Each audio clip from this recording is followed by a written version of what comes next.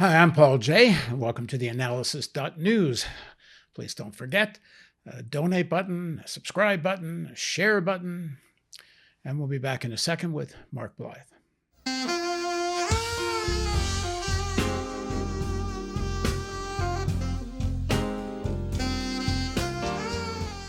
In an article in Political.eu, Paula Tama writes that, quote, European strategic autonomy is the EU's latest catchphrase, its label for the bloc's push to increase self-sufficiency and boost its own industry in the wake of the coronavirus pandemic.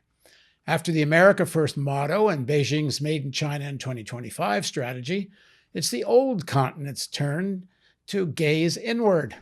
But before they can implement it, leaders across the EU have to agree on what it means exactly.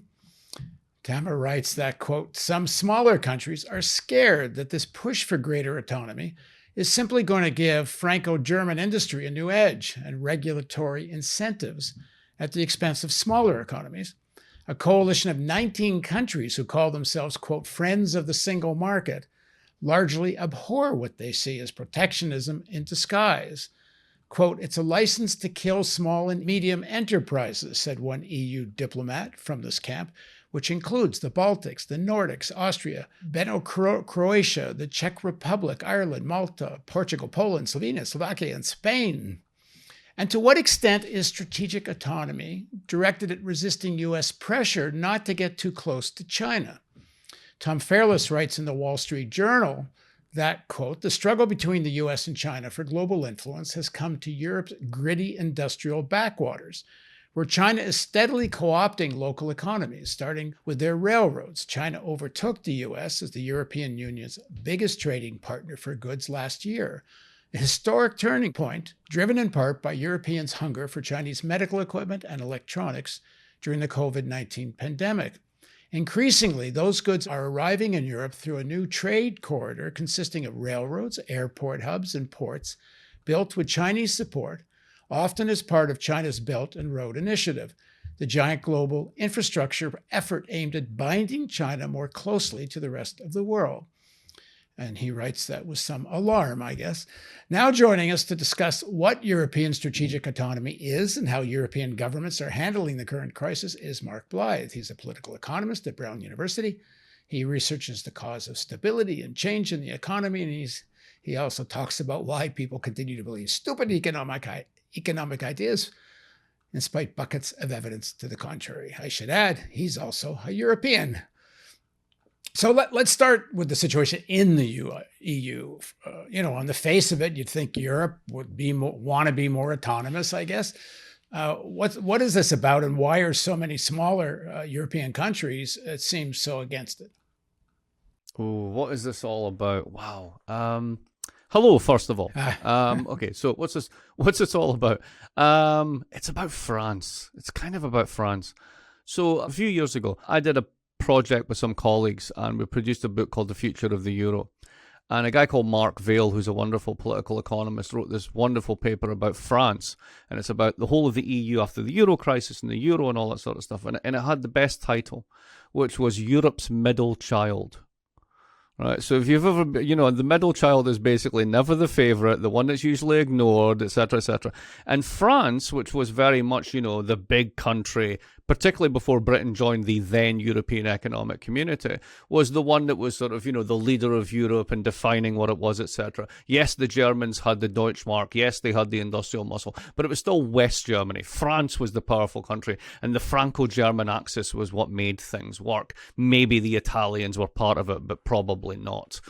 That all changed. It all began to change in the early sort of 1990s. Then unification with Germany changed it further. The euro changed it further.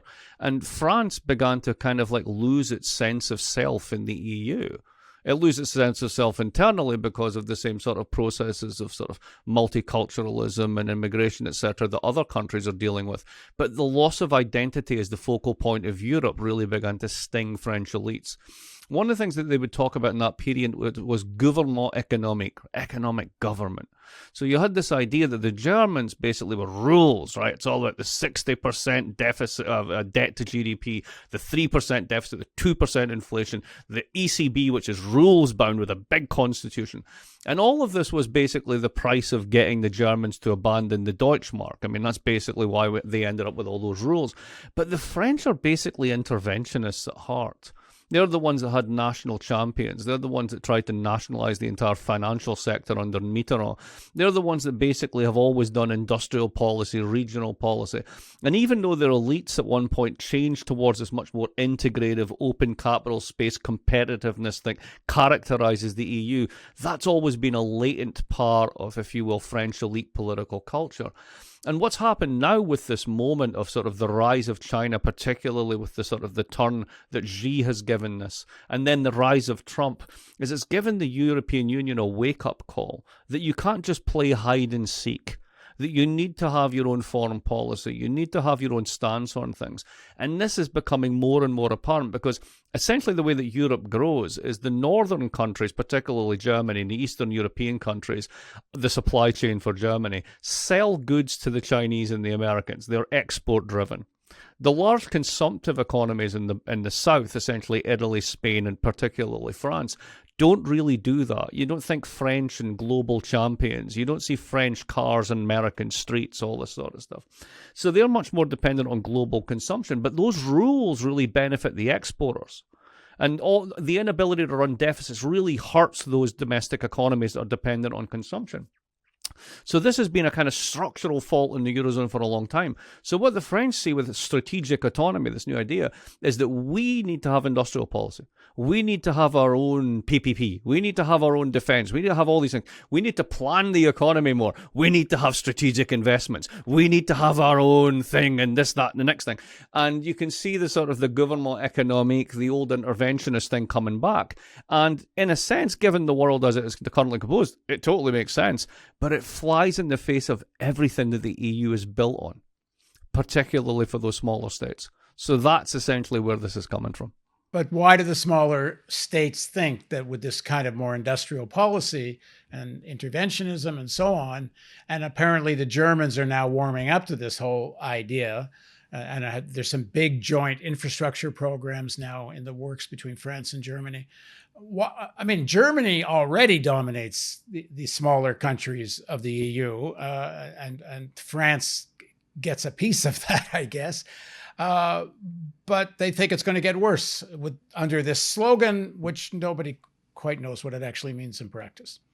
Well, let's turn to what it means first of all. Essentially, it means, to the Germans, it means we want to be able to sell our BMWs to the Chinese and not talk about anything to do with human rights, and at the same time pretend we are the nice guys.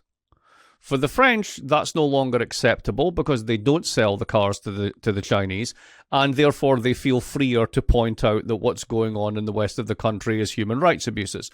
So a lot of this is circling around basically Europe's ability to actually act as a coherent actor on the European stage and actually have a position on what is our position on China's treatment of the Uyghurs, what is our position on Hong Kong. And at the moment, it plays second fiddle to trade, right? It's a mercantilist agenda, primarily driven by Germans and the Eastern European supply chain countries. But think about those smaller countries. Let's think about Ireland. What does Ireland actually do?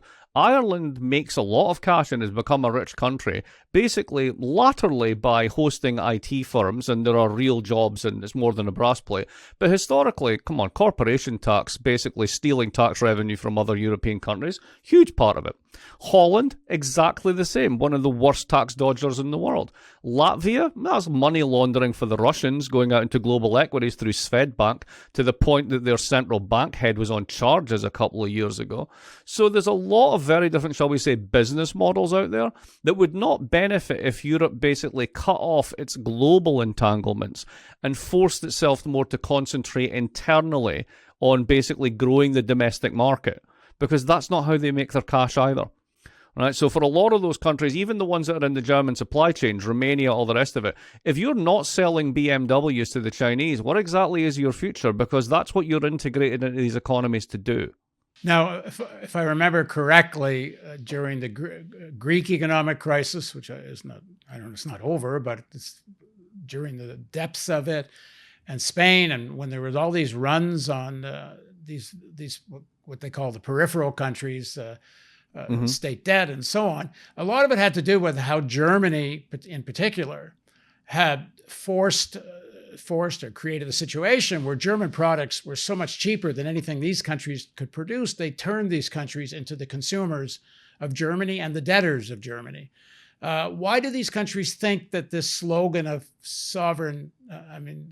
strategic autonomy will make all that worse? Well, because it could just be more of the same. I mean, what you're referring to is a kind of vendor financing model, right? We buy your banks and your banks then lend you the money to buy our BMWs. And then when people lose faith in your bond markets, you can no longer pay back the BMWs, but you don't have your own currency, so you can't take the adjustment that way, so you need to do it through austerity, right? It's the short version of how that works. So you can imagine strategic autonomy if there's another big bump in the road, and the EU is more kind of cut off from the world in some sense. It's not clear exactly what that would mean. Let's just say it's less reliant on exports to the rest of the world, more reliant on consumptive growth. You could tell a story where that would be better. It would be easier to accommodate an outside macroeconomic shock. It wouldn't be quite as destructive on the periphery. But, essentially it bespeaks something that is the sort of the lever that will never speak its name, which is you're going to have to give up a ton of sovereignty to do this. Right? It's not going to be okay to just have all these national governments and national budgets and you take 1 or 2% of GDP and that pays for the EU and they're a standard setter. If you're doing this, you're going to have to make actual political decisions about the allocation of investment. And once you start doing that on a continent-wide basis, why would the small and the weak think they're going to get what they deserve? If you look at the way that the Juncker plan, which was the last big investment junket that was spent in Europe after the financial crisis, 300 billion in investment, really about 30 billion levered up with various private sector instruments, etc. Huge amounts of it went to France. Huge amounts of it went to Germany and Italy. So it's the big countries that suck in this stuff. So the periphery basically says, particularly the small periphery, what's in it for us? This way we can specialize. We understand what's going on. We trade, if you're small, you trade on taxes. You trade on a lack of transparency. You trade on particular niches in the global economy. If that's all going to come in and it's going to be big investment projects decided by the big countries, that's kind of like taking us back to the 70s. We don't want to go there. And what do you make of how the European governments are dealing with the deep recession, the pandemic-related economic crisis? They're a bit like the Bourbons. What's the line about the Bourbons again? They basically they learned nothing and then they learned nothing again. I forget exactly what it is. So there was a great deal of and hoopla about the pandemic recovery fund, the next gen fund. But when you get into it, essentially it is 3 years of 0.7% of GDP for the whole Eurozone spread across the whole Eurozone. So Italy's got its hands on about, I think, something in the region of about 40 billion it's going to spend in the next year. That's not a lot of cash for an economy that size. What's happened because of the fixation on rules and the inability to basically do the type of expansionary programs that you see in the United States in particular is that millions of future taxpayers have left the south of the EU and gone to pastures new and may not come back.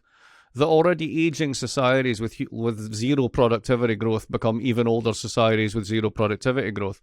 Italy is the real danger, the real canary in the coal mine here, because Italy's debt to GDP is about 130. It could go up to 160 by the end of the pandemic. And the basic rule of thumb is so long as the rate of growth in your economy is higher than the rate of growth in your debt stock and the interest rate on the debt, growth eats debt.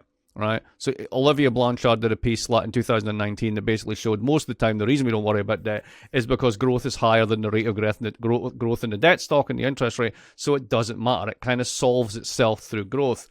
Italy hasn't grown in 20 years. Italy has no effective growth model or political growth coalition to make it happen. So this is why so much is resting on Draghi, right? Draghi the Magnificent. He's come in, he'll change the rules, he'll spend 60 billion, 100 billion, and that'll transform Italy. That's going to take a lot more than that to transform Italy because transforming the oldest demographics in Europe is not something you can do very easily.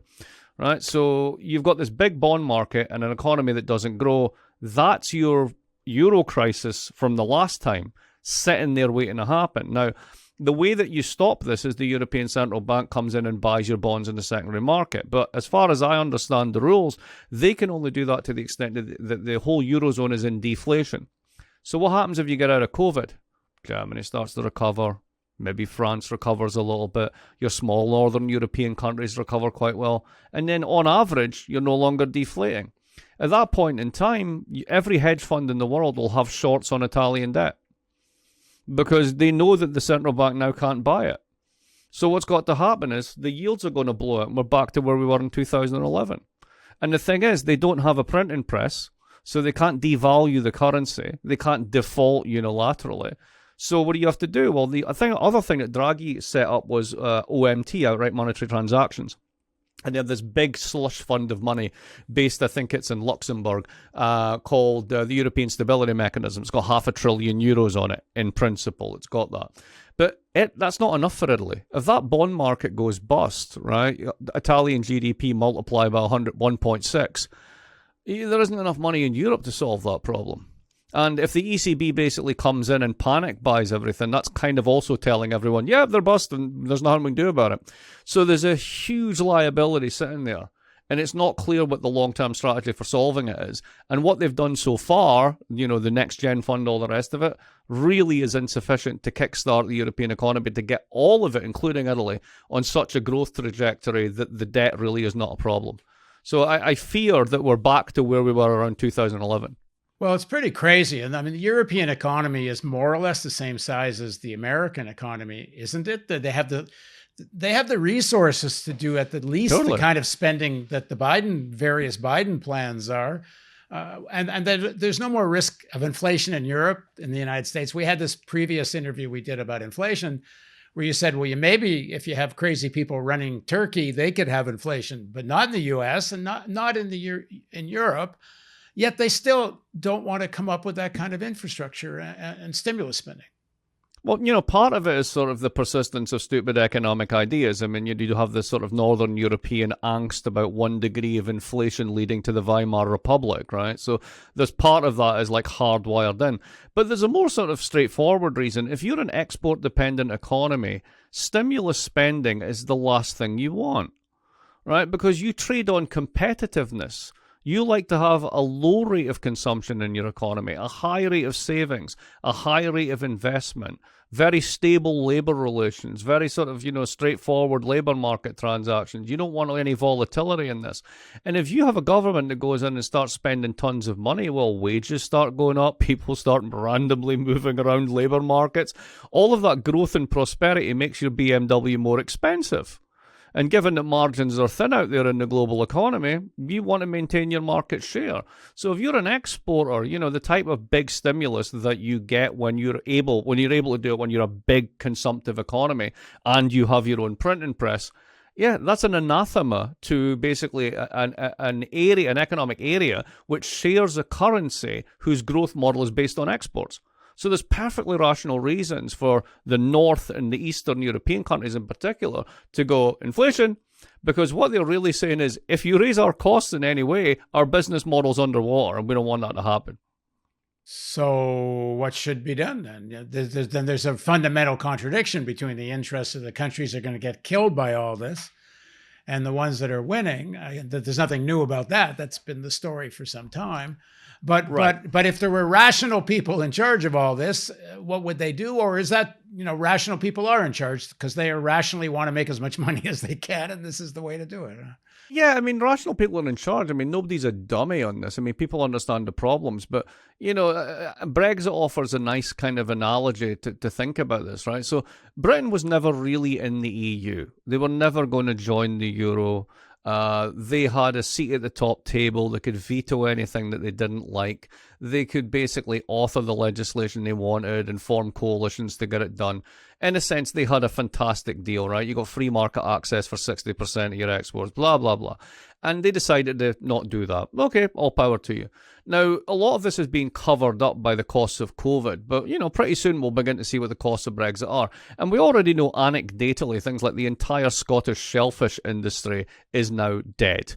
Because what used to happen was nobody in Britain eat lobsters. They all sell them to France. And when you have 100% market access here in the EU, you stick it on a truck in the north of Scotland, you pack it with ice, and you belt it down to Dover, and it's on the table in Paris a day later, and it's still fresh. The minute you put up a border with border checks, you destroy that industry. Now, Brexit is an attempt to take two economies, the EU and Britain, that were integrated for 35 years, right, or 30 years, and you're unpicking this, right? Now try unpicking the whole European Union. And everybody shares the same currency, but everybody is a different debt market. There are multiple different models of how you generate growth and income. Some are very good, relatively speaking, such as the German and some of the East European ones. Some of them are just not. For example, Italy hasn't grown in 20 years. So what exactly is the solution? And we know part of the problem is that, in a sense, the euro is the Hotel California. Once you check in, you can't check out without destroying half of national savings, which is why even Italian populists and French populists are now not pushing on the getting out of the EU. But it's not clear how you solve that fundamental problem. You've got three big economies, Spain, France, and Italy, that are basically driven by domestic consumption, that have been living under a regime of low growth and tight budgets for 20 years. And they've accumulated a shit ton of debt, their investments fallen off a cliff, and they're not doing well economically. Then you've got the countries in the north that basically have done really well through globalization, China's stimulus post-2008, American growth post-2014, and they're fine, and they like it as it is, and they don't know how to fix that other problem because their growth model is the opposite of that. And that's it. And nobody really has a good solution to this one other than kick the can down the road, hope for the best. I mean, you could imagine that, to go back to the earlier point, strategic autonomy is in a way a sort of an attempt linguistically to recognize that problem and say we need to balance it out so that the whole Eurozone kind of grows more like one national economy and we rationalize investment and we look after the periphery, etc., etc. And that brings us back to the old ideas of, economic government, right? But all of that is still kind of anathema to the actual bits that grow, to the Dutch, to the Germans, to the Finns. So it's just not clear how you play this out. Well, maybe the way they play it out is they continue beggar thy neighbor, meaning France and particularly Germany, and they say, well, too bad to the poorer, smaller countries of Europe because we're going to make our money exporting to China because it's a hell of a lot bigger market than you are. And if that butts us up against the U.S. that doesn't like the fact that China's just become the biggest trading partner of Europe, well, we'll have strategic autonomy because we want to get rich and I shouldn't get rich. We want to stay rich and get richer. We'll do that exporting to China, and we'll play China and the U.S. off against each other, and screw the rest of poor Europe. That may be one way of playing it, but I think the way that they're actually playing it is slightly different. You notice that this time around, in comparison to 10 years ago, no one is screaming for expansionary austerity. No one is saying that we should all cut our budgets now in the middle of a recession because that'll actually be good for growth, right?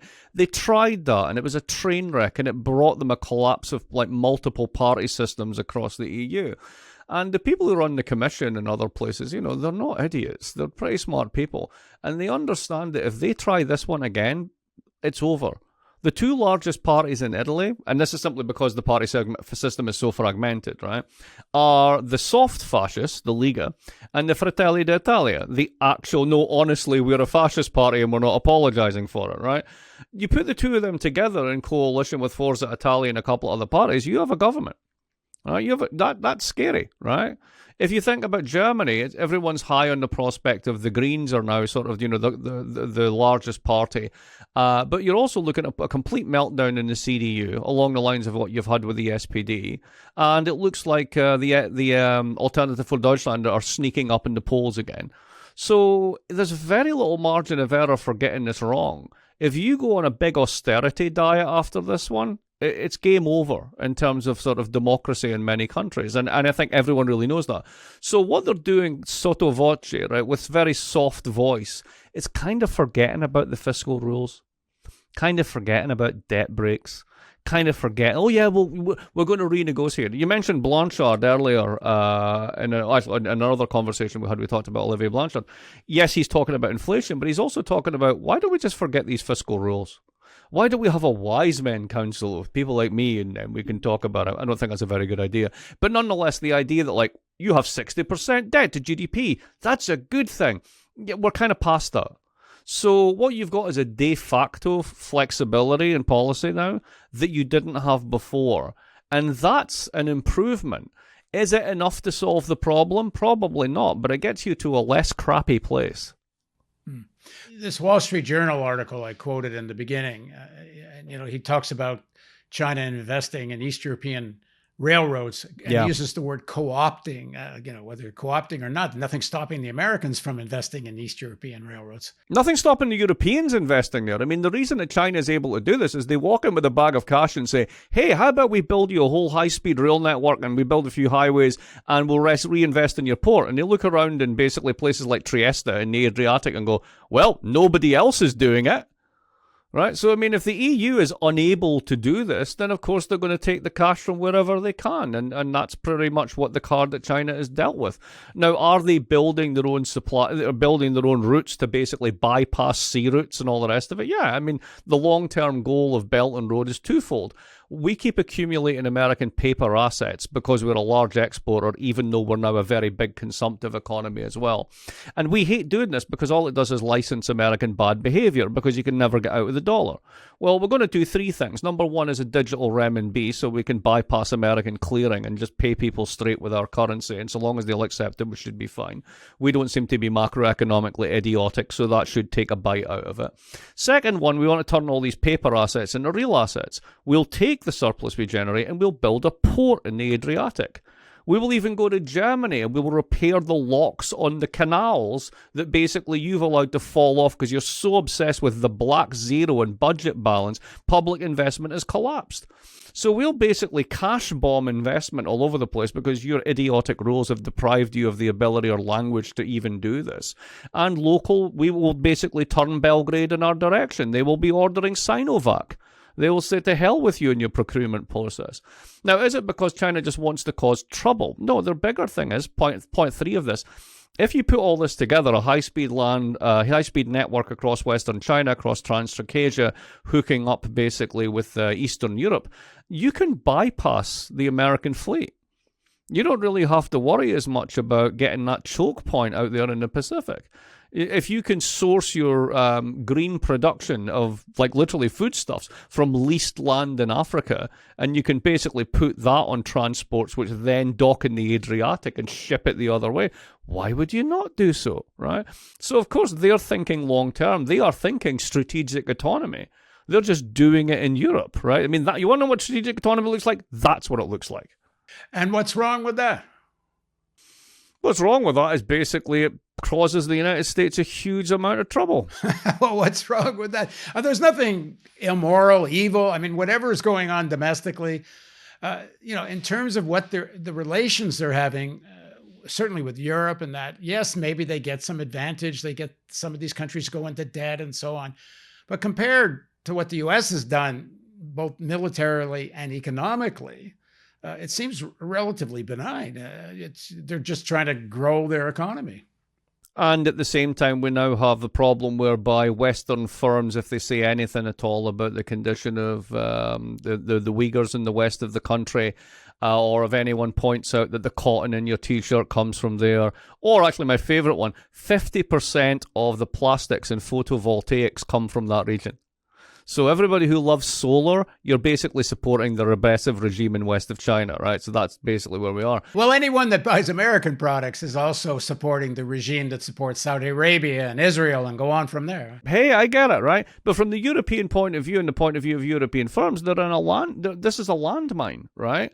Who am I pissing off by doing this, right? Do I really be the one who wants to be long China when all of my consumers decide that this is the worst human rights thing in the world? right? So there are costs and benefits to doing this. It's easier to go with the US. This is the long-term ally. The United States, when it makes terrible mess, tends to make messes that they don't care about, like Iraq and Afghanistan, right? Rather than doing things that putatively we care about, like Western China. So there's a kind of competitive bidding up of my human rights abuses are worse than your human rights abuses.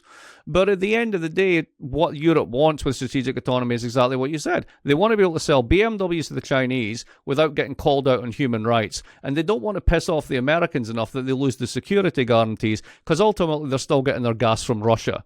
They're not in a nice place. And the reason why we care, quote unquote, about human rights abuses in Western China is because Western media has made us care about human rights abuses in Western China and not human rights abuses in all the countries that are American allies. I'm not saying that I'm not trying to prettify what China does. It's just that the Americans are made like this kind of narrative. Americans do bad things, but for good reasons, whereas China does bad things for bad reasons. I mean, it's been a BS narrative for a long time. Yeah, I mean, it depends how you look at this. I mean, China gets a lot of crap for the surveillance society and all this sort of stuff, right? But one of the most surveilled societies in the world is Britain. Yeah. I think Britain has more cameras per head than anyone else, right? So, it depends on which metric you choose, right? But at the same time, I mean, honestly, are we trying to say that, like, China is therefore as free a society as Britain? I mean, no. Very few people in Britain get knobbed off the street by the police and disappear. You don't really take your billionaire class and defenestrate them publicly and jail them for 4 months. There's the basic security of property rights, all that sort of stuff. Yeah, this is a regime which has taken a turn which is antithetical to the way that Western economies work. Not to fetishize democracy or anything, but when it comes to basic things for capitalism like secure property rights, you don't have that in China. And you're increasingly less likely to have that. So that weighs heavily on the European scale as well. Americans may have their problems, but if you put your money there, you can get it back out. You put your money there, you have no idea what's going to happen to it. Of course, if you're China and want to buy an American company, they may use national security to stop you from buying it. So, absolutely. And they've been doing that for years. I mean, people think this is new. The Foreign Investment National Security Act came in 2007. And back in, you're old enough to remember this as well. I mean, remember the Cold War? We had a whole slew of restrictions called COCOM, which stopped us selling stuff to the communists, right? We've now swapped this out for FACTA on finance and for the whole export control regime that goes on for, like, tech. Same shit, different smell. Well, I guess part of what I'm saying is whatever you make of the morality to all this, and I don't think there's much morality when it comes to human rights on the Chinese or the American side, although granted domestically, if you're not black and living in a poor part of America, you do have some democratic rights. If you are living in a black or Latino, you are completely policed in an authoritarian manner. Absolutely. And totally. And probably, killed in a way that, I don't know, it may happen in China, but not the same way anyway. Anyway, all that being said, I don't think the Europeans actually really care that much about human rights anywhere when it comes to their trade and finance policy. So the U.S. is going to have trouble winning this one. There was a document by BlackRock, the big asset management company, put out a couple of years ago. And in it said the countries of the world will have to decide what side they're on, the U.S. or China. And I don't think they're not going to do it. Certainly Europe is not going to say, oh, we're the Americans against China. I don't see how the Americans win this rivalry. There's a thing in the world called international relations theory, which is this product of the American Academy, which essentially was a kind of like, how do we think about how good we are in the Cold War? And they had these distinctions about what countries did under balancing conditions in the global economy and this anarchy. And I always thought this was quite good. So the first one is, you balance against them. So you imagine Europe and the United States balancing against China. And the other one is bandwagoning, right? So you jump on the bandwagon because that's the way the train's going. But there's also two others which Europe are really good at. The first one is transcending. That is to say, you just pretend shit doesn't happen. Right? They're just really good at pretending things aren't happening, right? And the other one is hiding. You just basically hide.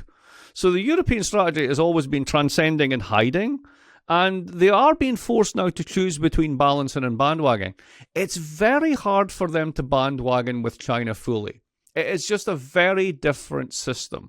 And if your economies grow through things increasingly like the protection of intellectual property rights, the rents accrued from patents, all the rest of it, you're getting into bed with a regime that's never going to play well that way, whereas you will with the Americans. On the other side, what really makes the advantage for China is if China credibly commits to, basically doing something about climate in a serious way, they'll probably will.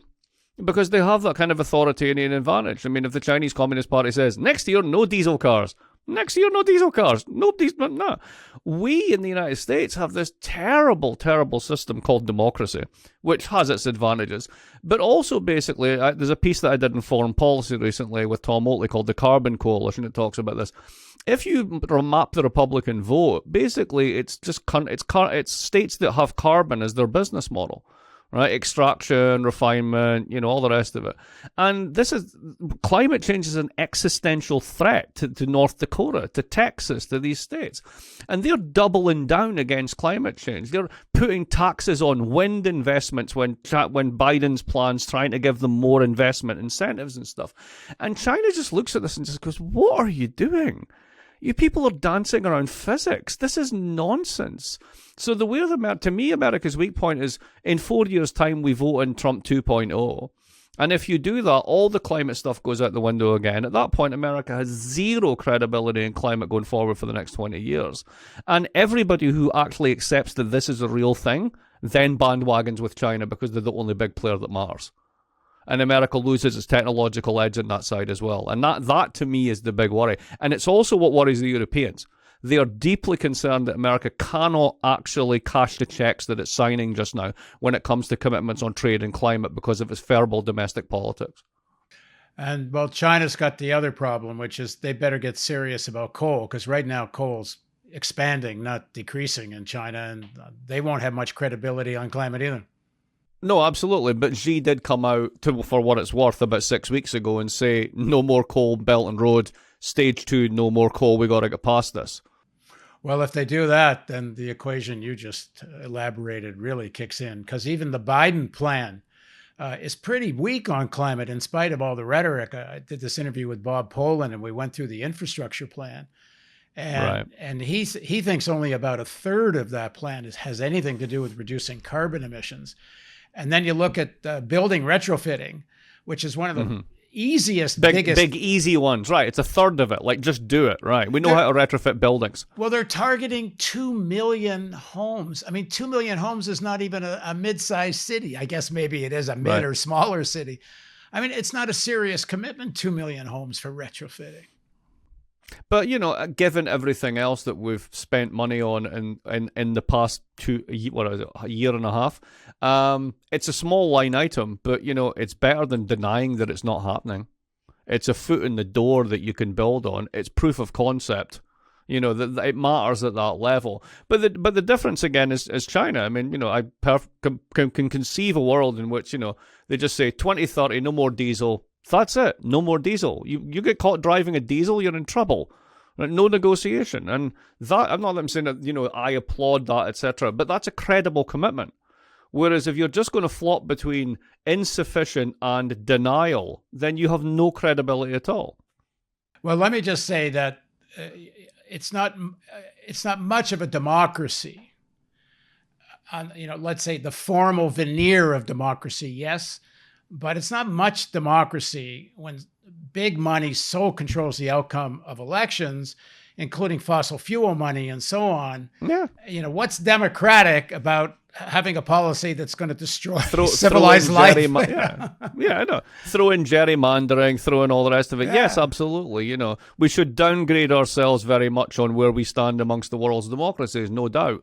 But at the end of the day, to return it to Europe, right, you've got a semi-functioning polity, at least half the time, and you've got relatively secure property rights, and if you put your money in, you can get it out. On the other hand, you may have, to be proven, a credible commitment on climate, which is tremendously important, but everything else is kind of orthogonal to the way that you organize your economy and society. It's very hard to get into bed with that. So they're stuck in the middle. All right, so I got a proposal to you. Another session, another day. Because when we reach the conclusion of these kinds of conversations, the conclusion I reach is there is no solutions for these things under capitalism. Certainly not the capitalism that exists. And I don't know what other capitalism there is. I mean, this is what it is because this is how capitalism evolves. And some form of socialism, can we get there? That's a whole nother story. But these problems that we're reaching, our conversations end, whether it's Europe, whether it's climate, whether it's China, like everything ends with the phrase, I think I'm quoting you, it's not clear how they're going to do this. Well, I think it's not clear how they're going to do this because they can't. Well, I put it a different way, and I'm happy to have that conversation. All you need to do is spend 5 minutes in a faculty meeting with other people with PhDs to realize that collective decision-making by bright people who think they know what they're doing can be a total disaster. So, well, hold on. No. I just want to talk. I get to talk now. I just want to talk about academics. Well, who the hell do you think are technocrats? Okay, go ahead. I was just going to say they're the worst in the world. Yeah, and what about all the technocrats that have brought us like so many good things over the past several years, like central bank independence and chronically low inflation and low wages and massive inequality? They're the best and the brightest from the best universities. When it comes to sort of, let's all have a plan and stick to it, I'm deeply skeptical. Maybe part of the human condition is just muddling through, that we somehow managed to get somewhere. We're not dead yet, and that's basically the best we can hope with, because I just get deeply fearful when I hear, and the only way to do this is socialism, because it's this big empty signifier that I don't know what it means, I don't know what it contains, and it usually contains people like me deciding really big things that they don't know enough about to actually make those decisions. So I just get nervous with that one. All right, so another day. You got it. Okay, thanks very much, Mark. I was just all I was going to say is I didn't even go to university, but I have been in some of those meetings with academics. Right. It's all they're almost a different species for how bad it is to try to get an outcome out of one of those meetings. So, what do you think? What do you think Gosplan was? It was a bunch of academics with slide rules. No wonder it was a disaster. All right, well, we'll fight this out another time, because I think there may be. We shall indeed. I think they're actually, we are now on the verge, at least theoretically, of having forms of socialism that don't become those bureaucratized, overly centralized, and often police states. So I don't think that's inevitable anymore. The best book on this is Fully Automated Luxury Communism, which is basically techno-utopia for the left. So you might want to have a look at that one. And then reflect on the fact that if you take the social goals out of it, which people like us would agree with, all you're left with is a kind of like Hollywood, Silicon Valley, AI will solve everything, nobody needs to work. And I don't believe that in the normal world, so I don't see why I should believe it in a left-wing one. But there we go. All right, there we go. All right, thanks again, Mark. Cheers. And thank you for joining us on theAnalysis.news. Don't forget the donate button and subscribe and share. And we'll see you again soon.